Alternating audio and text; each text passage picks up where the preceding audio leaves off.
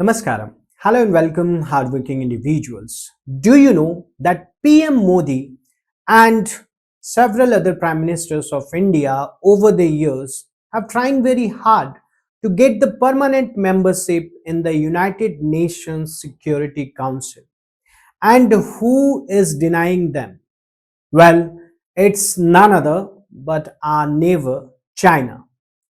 And interestingly, China got its permanent membership because of India and Pandit Jawaharlal Nehru.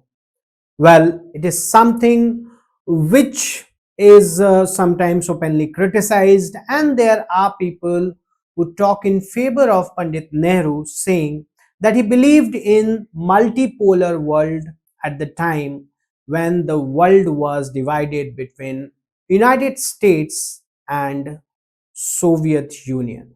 So, what is this quest of permanent membership of India in the United Nations Security Council? But before we begin in this, I want you to know from you, what do you think is the relevance of United Nations organization in today's world? Do you really find it to be of any effect? And do you know that before the establishment of United Nations organization, there already was a multi-nation organization for this similar thing? What that organization was named at and what was its shortcoming? If you know, please comment us and let's get going with this United Nations Security Council. So you must know United Nations Security Council is the part of the United Nations organization. It is one of the six principal organs of the United Nations, and this is responsible for maintaining the international peace and security. You must know what is its actual feature. So UNSC has 15 members, 5 permanent members, that is the USA, Russia, China, UK and France. And there are 10 permanent members who are elected by the UN General Assembly for 2 years. Seats are distributed region-wise amongst the Asia Pacific, Africa, Latin America, etc. But why people want to be the permanent member? Permanent members have the veto power. Now this makes the game really very interesting. This here you can see is the UNSC structure that is given here, and the 5 permanent members that you can see, the China, the France, the UK, the Russia and the US, are the ones who are having the a powerful effect in it because they have this veto power. We are going to see this in detail, but here is some quick facts about the United Nations Security Council. So you can see Saint Vincent and the Grenadines is the smallest nation by the population to have held a seat in the UNSC. Then the USA and the United Kingdom and France are the only countries that have been permanent member of the UNSC since 1945. Liberia is the only country to have served 1 year in the UNSC, and some countries that had a seat in the UNSC no longer exist, like Soviet Union for 46 years, Yugoslavia for 7 years, Czechoslovakia for 3, East Germany for 2, and the United Arab Republic for 2 years as well. We also have a fact of Myanmar is the biggest country by population to have never held a seat in the UNSC. After dissolution of the Soviet Union in 1991, Russia took over the permanent seat of the non-permanent members. Japan has been on the UNSC for the longest time, that is 24 years, and the Republic of China was a permanent member of the UNSC for 26 years before being replaced by the PRC. What is the full form of PRC? Let us know in the comment. Well, then that is what is going on in the United Nations, and there were some facts that we have seen. Now, what is the main function of the UNSC? It is to maintain the global peace and security, also to investigate the disputes and recommend peaceful settlements, authorize peacekeeping missions, impose sanctions like the economic sanctions, military sanctions and the diplomatic sanctions, authorize military actions like under Chapter 7 of UN Charter, as well as the recommend new members to the UN General Assembly. Now the power, the veto power that we were talking about, only the 5 permanent members have veto. If any one of them cast a negative veto on the substantive issue, the resolution fails. Okay, so that gives it the power. For an example, supposingly US wants to designate any organization as a military organization. So supposingly in that it has the vote of 4 permanent members, but if China supposingly it wants to support Pakistan, and it will say that no, Jaise Mohammed is not a terrorist organization. So no matter what everybody else in the world thinks, because of the veto of China, it will not be passed. Okay, so that is the power of veto. That is why India wants also to be the permanent member in the United Nations Security Council.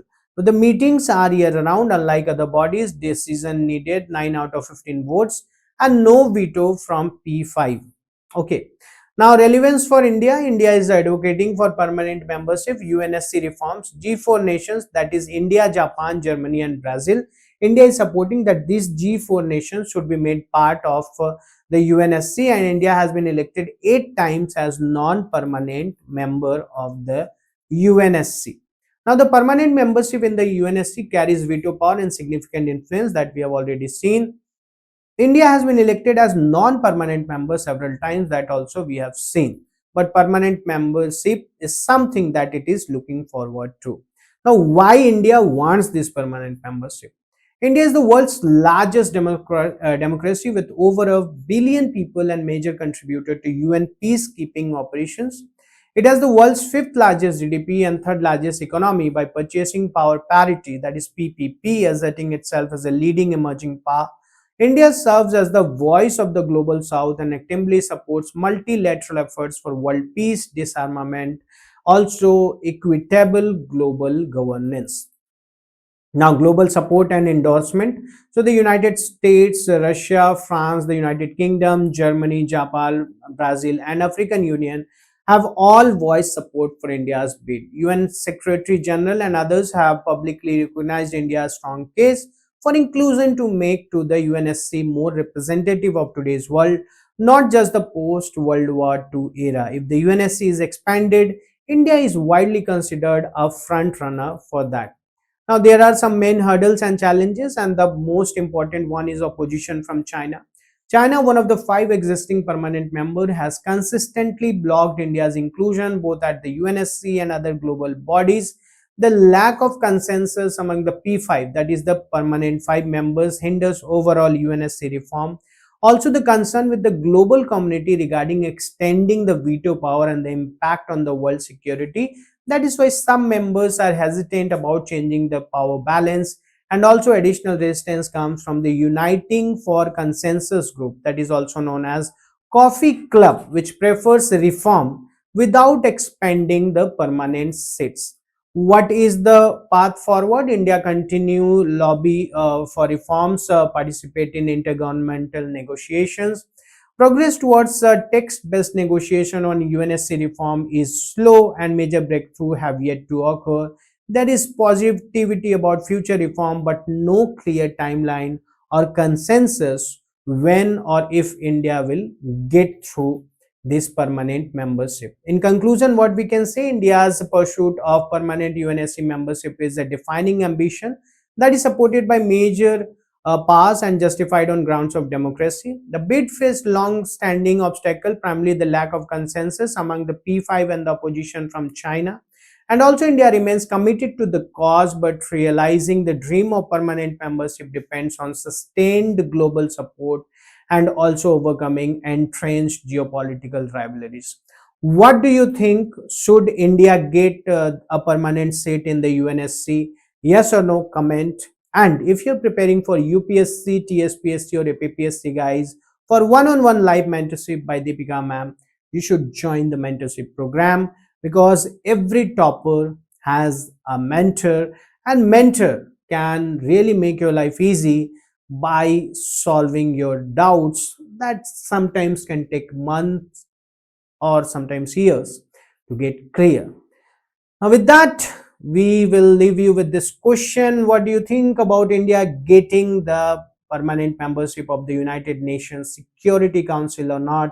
If you liked it, please like, subscribe so that we can meet again. Namaskar.